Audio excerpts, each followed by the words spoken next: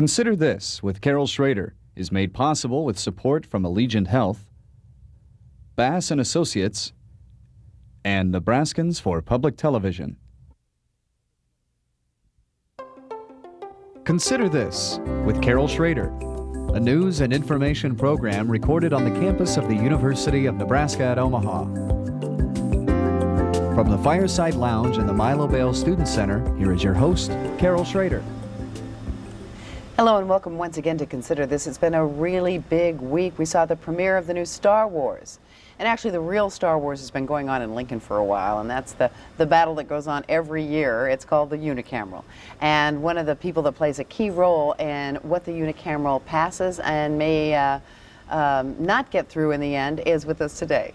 A star in his own right. Thank you for joining us, Sure. Governor Mike Johanns. Thank you, Carol. This is your first unicameral session as governor.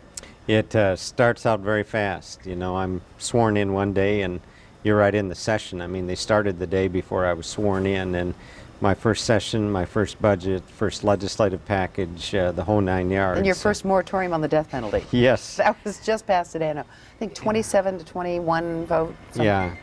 Razor thin. You know, I kept saying all along, if it does get to my desk, it will be on a very small majority, and that's exactly what happened. It kept moving forward by 25 votes, 26 votes, Yeah, whatever. it was all within, you know, 2 votes all the way along. Always close. And so 25, 26, 27. I'll decide next week what I want to do with it. Just before I came over to do this program, I asked the Attorney General to issue an opinion on the constitutionality of the legislation. And he says he doesn't believe it's constitutional. He certainly raised that issue today in the media, and so I really felt that I owed it to myself and the deliberations that I'm doing to get his opinion in a formal way. So we'll probably have that on Tuesday, and then I'll make a decision probably Tuesday or Wednesday as to what I want to do with it. So you're going to move it off to the end of the session. It'll be right at the end. And as you know, I have 3 options. I can sign, veto, or just ignore it, and it becomes law. Which is actually what most laws do. Yeah. In reality. Yeah. Well, I know you're not going to tip your hand on that right now, but besides the constitutionality, what are the other major considerations given Kermit Bashir, whose bill it is a supporter of the death penalty and a good Republican, ran for the Senate and a few other things along the way. You know, he makes one good case. There may be one bad case or whatever, right. But he makes one good case about why, of all the people that have committed murders, such a small number are sent to death row. Well, Kermit raises that exact issue. He says, you know, I'm not arguing for the individuals that are there. They're there deservedly. He raises the issue, however, of what about the other 100 or 150 that committed first-degree murder or something like it and plea bargained, and so they're not there. And so he says, look, this has to be proportional. What you're doing for one, you need to apply the same standards to the other. Certainly a valid point, but in my mind it raises the issue then, why a moratorium?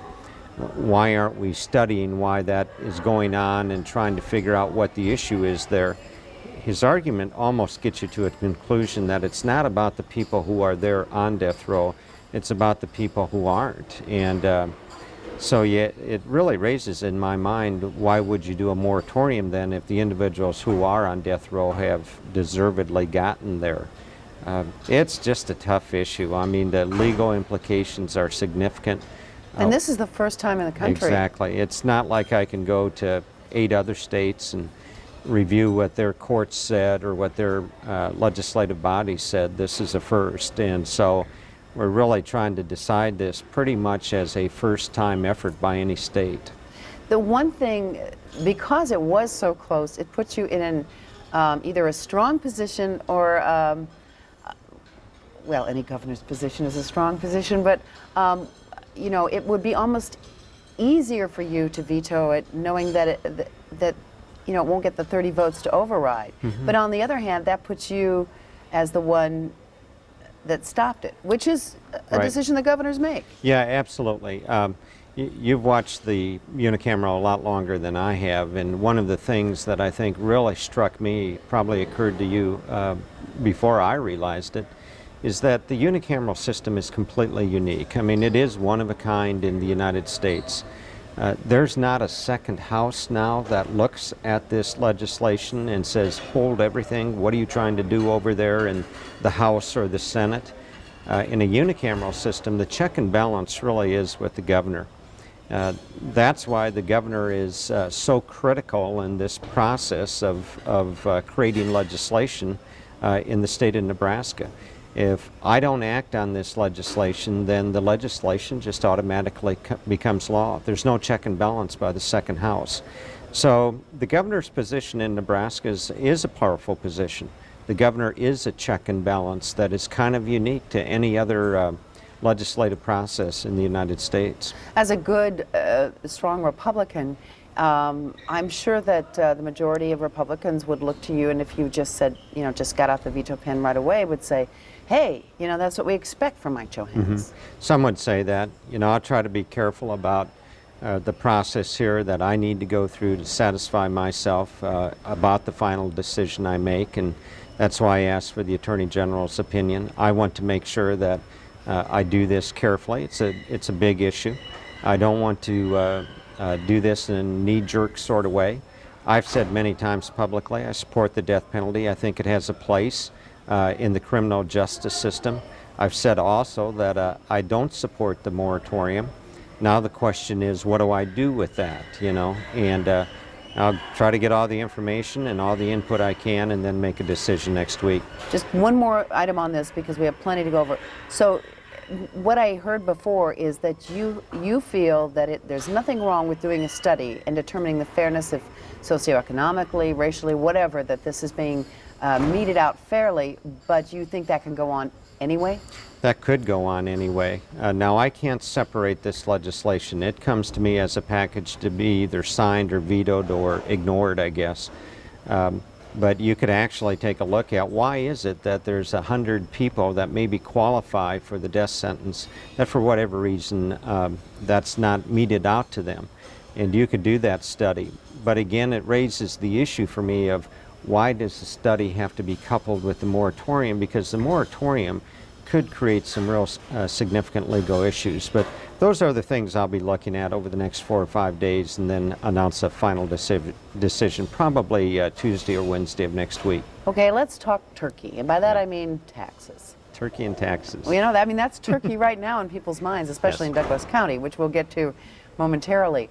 But you went in hoping for a rebate, and I'm not real good at remembering dollars, figures that you were looking for, but you were looking for a certain percentage, and you did get something, but I don't think the general population is clear what they're getting and how we got there. Basically, it's a $100 million program. It is implemented over the next 3 years. The first year basically says that on a dollar-for-dollar basis, the levy of community colleges would drop to provide some property tax relief. Depending upon the area of the state you're in and how much real growth you've had in the tax base, new houses, new construction, that kind of thing, you could have a situation where literally property tax stays about the same. But again, that depends county by county. The second year of this, when you get your property tax statement, you will see a credit on the property tax statement. The reason why we didn't do that in the first year is because literally it was going to take some time to gear that up and implement it. So the quickest way we could get tax relief in '99 was through the community college levy. And then the third year is a piece of the program that actually was passed before I got there that is going to happen and was going to happen, and that's to drop the school levy from $1.10 to $1. But Carol, you raised the precise issue here. Dropping levies, if you're dealing with increased valuation, is almost not noticeable by the property taxpayer. And if you've got legislation that says the school districts have to do that, but you don't have anything that says the city of Omaha, and let's just take one example, or the county of Douglas, has to do the same thing. Although that was done, I don't. My judgment is, having worked with property tax as a mayor and councilperson and a member of the county board, is that the real way of impacting this is by limiting spending. I hear all of this debate about, well, if we drop the levy and this, that, and the next thing. The fact of the matter is that the more dollars that go out the door, the higher the taxes are going to be. I mean, I'm probably stating the obvious. Somebody watching this program is going to say, man, that's so obvious, why does he have to say it? But that's the reality here. So part of the plan here is to keep the spending lids on local government. Now here's one other piece.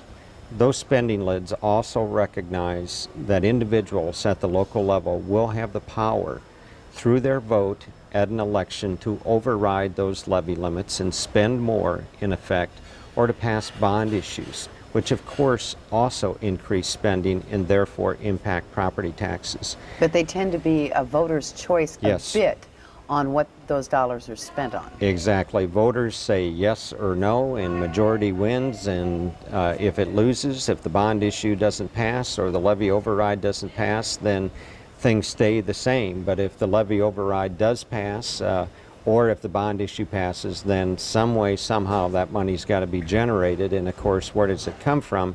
It comes from the property taxpayer. So you're satisfied with what the compromise that was reached by yourself and the Revenue Committee in terms of what your primary goal was, to provide some relief? I really believed we had to do something in 1999, and it took about 2.5, 3 months to even convince people of that. But once we started seeing what was going on across the state, we really did gather up support for doing something. I can offer this, Carol. This as an end result I would not be satisfied with. I want to do more. What this does do, in state law, it will create a property tax relief fund. So in the future, if I can find efficiencies in operations of government, if I can save money, or maybe the economy turns out better than what we're projecting, I can appropriate or propose to appropriate money into that fund for additional relief. That's a much easier process than what I've been through the last 4 or 5 months. So you're just happy, in addition to the raw dollars, that the mechanism Exactly. is there. Exactly. This is a mechanism that I believe I can work with and use in future years. I really believe that the state must be a partner in property tax relief.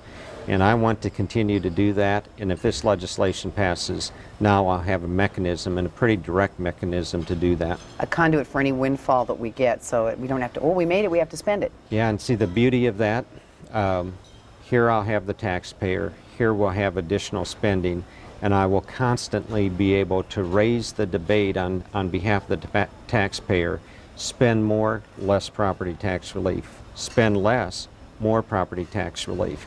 And I really believe that's why we're ending up with one of the most conservative budgets in the last decade from a biennial standpoint. Yeah, it's only, what, 3.4% They increase? really held it down this year, and of course we worked with the Appropriations Committee, but if you look over the last decade, and somebody pointed out that but for a year here and there, this is really one of the most conservative state budgets in the last 20 years. So I feel good about that. That's a good start.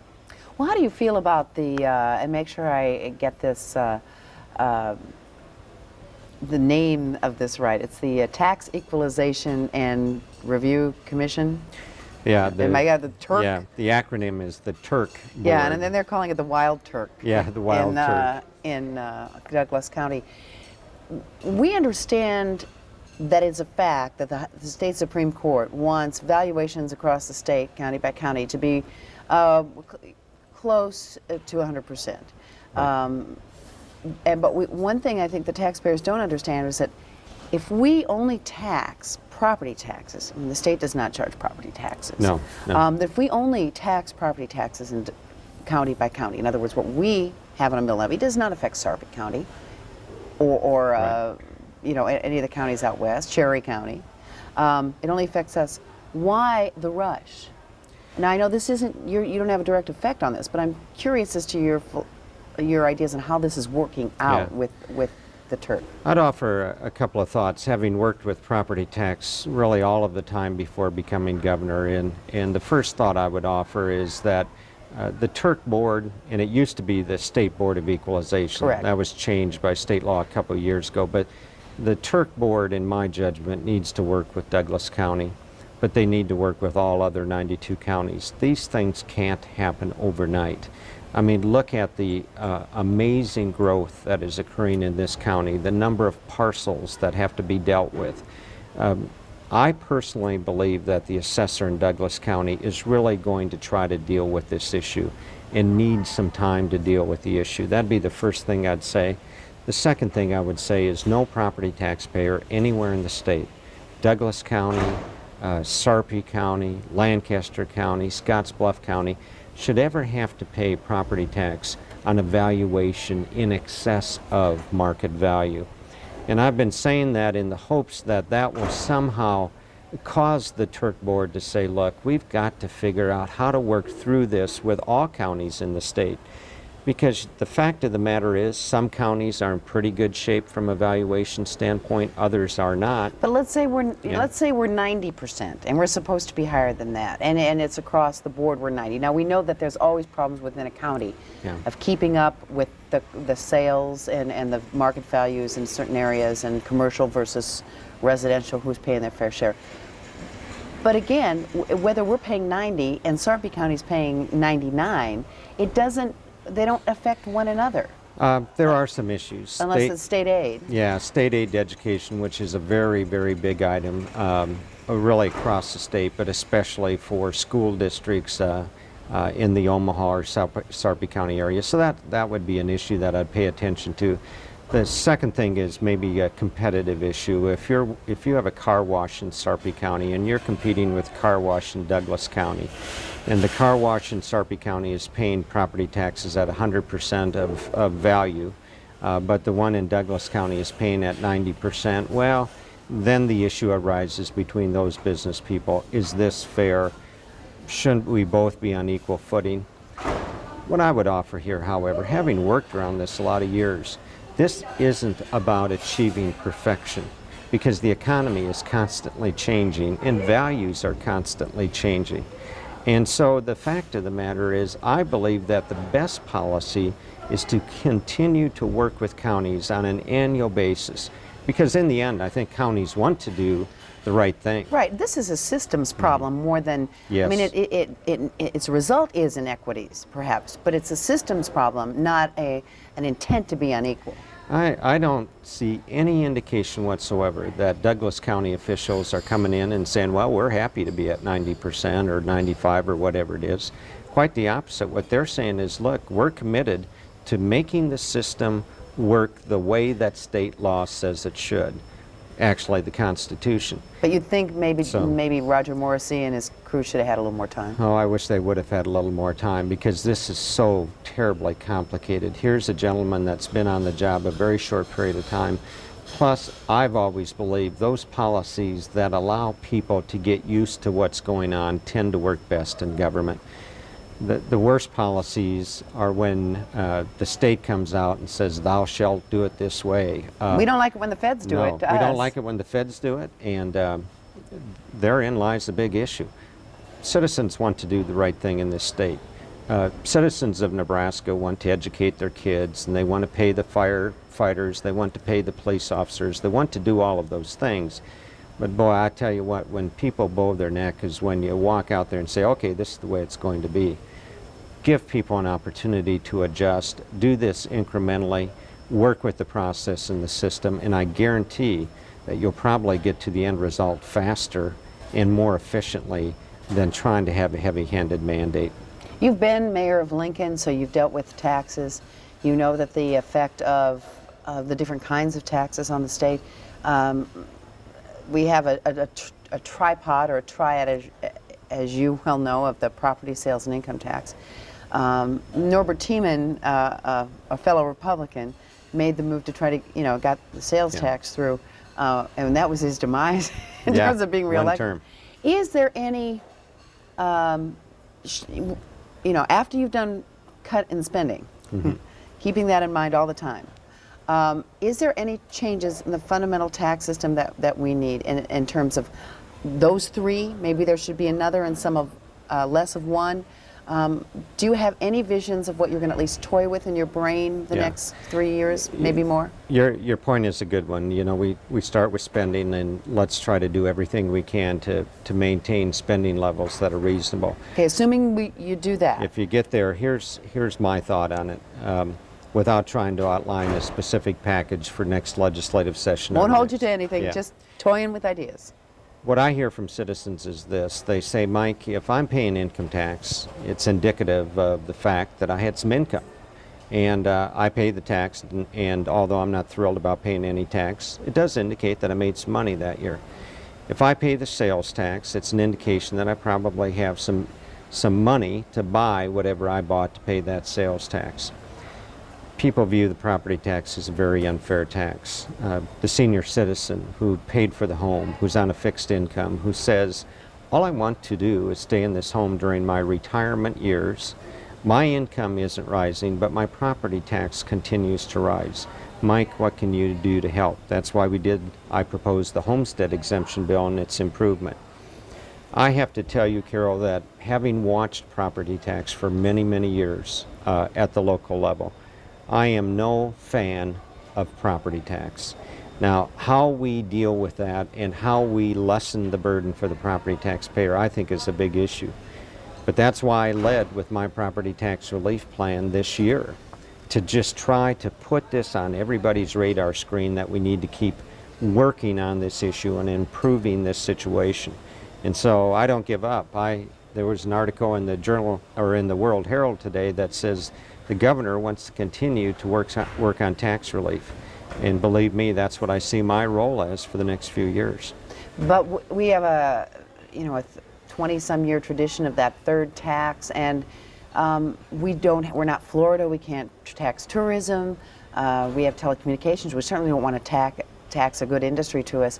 Is there any other options out there to even think about for Nebraska, given our limited kinds of income that there are options. You know, if you look at Nebraska as a whole, I mean from border to border, we have a lot of government in this state, a rather inordinate amount of government. And so we have to look at just how we've structured ourselves. That always has to be a first issue. And then I think we do have to ask ourselves, is the property tax working fairly, and is there other ways of looking to try to figure out how we educate our kids? How do we pay for the firefighter? How do we pay for the police officer? I just don't think you've seen the end of this debate. I think it will continue, and we'll continue to work to try to lessen the burden of property taxes. There are other states that are, there are no two states that are similar in terms of the kind of industry they have and where they get their income. But during your tenure, do you plan to investigate options that other states have tried that might have a similar, the strong agribusiness, strong telecommunications? We must, because taxation is a competitive item too. If we're totally out of whack in a given area with another state, that's going to discourage economic growth in our state. Ultimately, we want our state to grow. We want jobs to be created. We want that tax base to grow instead of having to load the tax on the existing taxpayer. So it's very worthwhile, and we intend to do that. I've already said to state senators, and I said on the front page of the World Herald today, look, we're not done. We got to keep going. The fact that we're passing a $100 million property tax package this year is only a step. It's not an end result. You, money was your big thing when we're going to try to save you, keep as much money in your pocket as we can. And I think that is what your consistency in that message throughout your campaign is. And just that you're all around great guy. Yeah. Took you to the governor's mansion, took you to the State House. But what are the other issues that where you feel you made a commitment that strong, maybe not that strong, but a very strong commitment to the voters that are maybe more socially oriented, or crime, or Yeah, I talked generally about four things. Less government, doing everything we could to lower the tax burden, protecting Nebraska's families, and then growing our economy. The number of issues we worked on this year, and really with some pretty good success. Our crime package was released literally the second day I was in office, the first full day actually. And we've had some great success with that crime package, mostly because of the good help of Kermit Brashear, a senator here from Omaha who heads up Judiciary. So the crime package moved along very well. We toughened the penalties for methamphetamine distribution and use. We made it a crime to try to lure children into a car. That hadn't been a crime before. We passed some legislation on conspiracies to commit crime. So we had a good year from the standpoint of the crime package also. I also said, you know, the state needs to fund its priorities, education being a top priority, and law enforcement. Within 2 weeks of being in office, I settled the long-standing contract dispute with the state troopers. Got that behind us. That's now fully funded, it's in the budget, and it's taken care of even within that very constrained budget. And I also said, you know, we have to fund K through 12 education in the university system. I'm very pleased to tell you that K through 12 is completely and fully funded in this budget. There were no reductions in K through 12. I'm also pleased to tell you that the university system, UNO, UNK, UNL, the entire university system is seeing the best budget that it has seen in the last 8 years. Now, a chunk of that is to make salaries more competitive, Yeah. and I think that anybody could complain about any little budget item here and there, but I think there's general agreement that that is a major issue in staying ahead in this state. Absolutely a major issue. You know, if we're really going to have an excellent university system, we just have to compete with the others that are out there. This is a competitive business. And I watched a program last night where yet another university professor was leaving UNL because they got a better offer. We have fully funded a 4-year program for the university system, and the first part of it is in this biennial budget. So I'm very pleased to say that we funded a priority of trying to make sure that the university system receives the budget it needs to attract and retain the faculty necessary to be a great university system. Okay, there's a million more topics we could talk about. We always run short of time. We have a minute. Totally off the subject, but Yeah. as a Republican, you will be called upon to, your favor will be curried for presidential candidates. Who are you liking now? Now, there's a number that I like. You know, Dan Quayle was out here with me during the campaign, and of course he's trying to mount an effort to run for president. I have to tell you, Stephanie and I both like Elizabeth Dole. She's just a wonderful person, tremendous amount of experience. And of course a fellow governor, George W. Bush. One thing I have said, I want to get the session behind me, get that laid to rest, and then pretty soon after that I'll announce who I am with in terms of the presidential race and the kind of commitment that I will make to them. So it should be a great presidential year in Nebraska. I think we'll do very well here. We'll check back with you to see who you support. Hey, I want to Great. thank you very much for being with us and coming up. You got a full schedule in Omaha. Thank you for Joe. joining us, and thank you for joining us today on Consider This.